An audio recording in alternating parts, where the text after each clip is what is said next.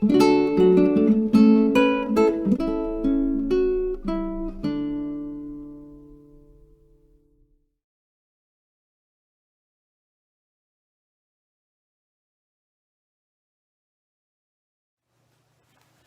morning, everyone. On this Monday morning, November 9th, we celebrate the feast of the dedication of Lateran Basilica. And this is one of those rare occasions where an actual church is being celebrated.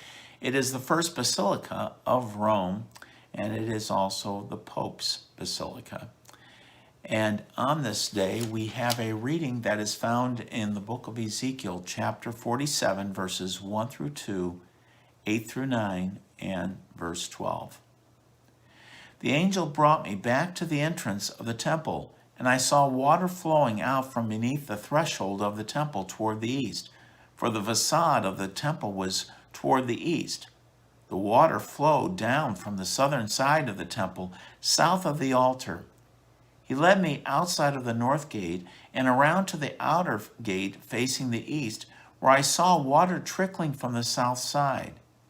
He said to me, "This water flows into the eastern district down upon the Araba, and empties into the sea, the salt waters, which it makes fresh. Wherever the water flows, every sort of living creature that can multiply shall live, and there shall be abundant fish. For wherever this water comes, the sea shall be made fresh. Along both banks of the river, fruit trees of every kind shall grow. Their leaves shall never fade, nor their fruit fail. Every month they shall bear fresh fruit, for they shall be watered by the flow from the sanctuary. Their fruit shall serve for food, and their leaves for medicine." The word of the Lord. Thanks be to God. So on this feast day, we have this important temple, just as the temple is being described in the book of Ezekiel. But there's an important concept that was on the Office of Readings this morning in regard to temples made of stone versus the temple that is the living stone. And so this is the sermon that was given today's reading. My fellow Christians, today is the birthday of this church, an occasion for celebration and rejoicing. We, however, ought to be true and living temple of God. Nevertheless, Christians rightly commemorate this feast of the church, their mother, for they know that through her they were born in the Spirit. At our first birth, we were vessels of God's wrath. Reborn, we became vessels of His mercy.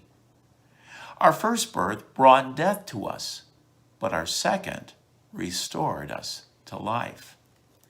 Indeed, before our baptism, we were sanctuaries of the devil. But after our baptism, we merited the privilege of being temples of Christ.